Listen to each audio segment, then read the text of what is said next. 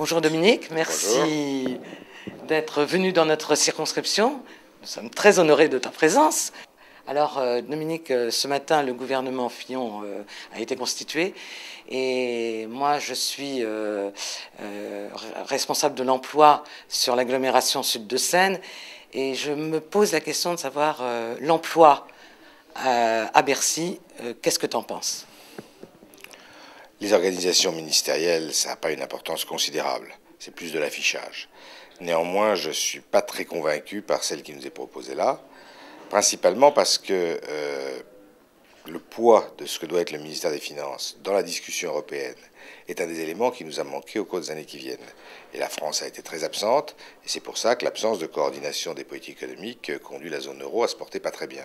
Or, le fait d'avoir un ministre qui s'occupe des comptes publics, donc un ministre des Finances faible dans le dispositif, va évidemment conduire à une présence faible de la France au niveau des réunions européennes, et donc très peu d'entraînement pour avoir des politiques communes. Donc au total, c'est bien la position de Nicolas Sarkozy, très nationaliste, replié sur lui-même, peu intéressé par l'Europe, qui se traduit dans cette composition gouvernementale. Je ne pense pas que ce soit une bonne affaire.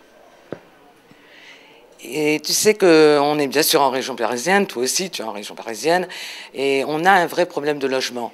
Est-ce que tu penses qu'on va pouvoir réellement durcir la loi SRU de façon à que chaque ville ait ses 20% de logement social, qui fasse enfin que chaque ville ait une mixité sociale comme nous l'avons d'ailleurs sur notre circonscription?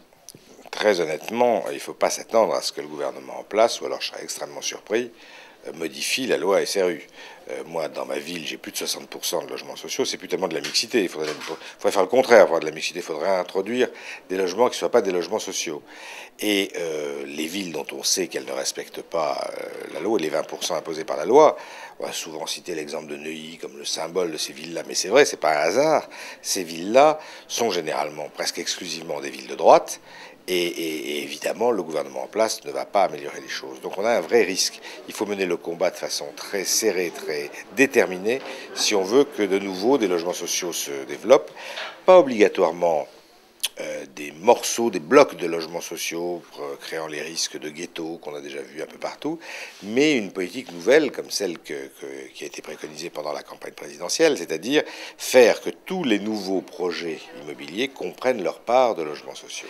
Aujourd'hui, ça n'existe plus, mais on peut essayer de le réintroduire. Et quand, par exemple, à Paris, Bertrand Delanoë justement mène une politique qui conduit à racheter des logements et dans des beaux quartiers éventuellement pour en faire des logements sociaux, c'est exactement cette politique-là qu'il met en œuvre. Moi j'étais très frappé de voir il y a quelque temps, pendant la campagne présidentielle, une élue, je ne sais plus son nom, de Neuilly justement, qui disait avec un air bené mais totalement surprenant, mais vous comprenez, des logements sociaux, il ne peut pas y en avoir à Neuilly, c'est pas de notre faute parce qu'il n'y a que des beaux immeubles. Et bien justement, cette idée-là retrace la façon dont la droite conçoit la manière de parquer ceux qui ont les revenus les plus modestes dans des zones qui deviennent des ghettos. Et donc, ce que je veux dire par là, c'est que bien sûr, il faut lutter pour avoir plus de logements sociaux, mais il faut surtout lutter pour que ces logements sociaux ne soient pas des logements qui constituent des ghettos.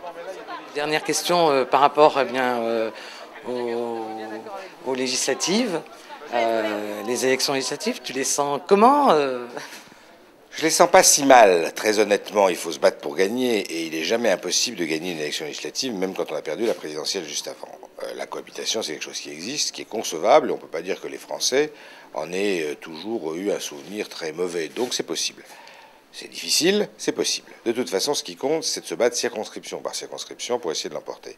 Dans cette circonscription-ci, le fait que la gauche l'emporte n'est jamais assuré. Une élection, c'est jamais gagné. Mais enfin, est quand même probable. La question, c'est de savoir qui à gauche. Et moi, j'ai confiance dans le fait que, parce que c'est l'évolution, j'ai rien contre nos camarades communistes qui ont une longue histoire et une longue tradition, mais l'évolution quand même n'est pas à l'augmentation de leur nombre de députés, c'est le moins qu'on puisse dire. Et je pense que dans cette circonscription, le moment est venu, compte tenu de l'évolution de la population, compte tenu des besoins, compte tenu de ce qu'il faut développer comme activité ici, et justement toi, tu t'occupes particulièrement des questions économiques et d'emploi, je pense que le moment est venu, non pas d'avoir un député qui ne serait pas un député de gauche, sûrement pas, mais ça je crois qu'il n'y a pas de risque, mais d'avoir un député de gauche qui soit plus proche de la majorité de la gauche, plus capable de faire avancer les choses, et à l'évidence, tu constitues ce député-là. Donc il faut qu'au premier tour, les électeurs de gauche de cette circonscription se mobilisent pour que le premier tour fasse clairement apparaître que Catherine Picard est en tête et que par conséquent, dans un désistement traditionnel qui a toujours bien fonctionné dans l'autre sens et qui, j'en suis sûr, fonctionnerait bien dans ce sens-là si l'opportunité se présente, elle puisse être élue au deuxième tour. D'ailleurs, je m'adresse en même temps pas seulement aux électeurs de gauche de la circonscription, mais aussi à un certain nombre d'électeurs qui sont parfois hésitants entre la gauche et la droite, qui se situent au centre. Il est évident que la circonscription sera une circonscription de gauche. Donc leur intérêt, c'est quand même plutôt que ce soit Catherine Picard qui soit députée. Si bien qu'il y a beaucoup d'éléments qui convergent pour que tu puisses l'emporter. Et à l'arrivée, il y en a un dernier, c'est qu'on a besoin de gens comme toi à l'Assemblée nationale.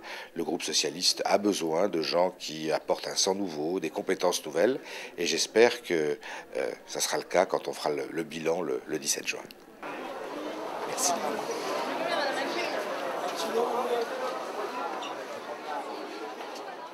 Şamsına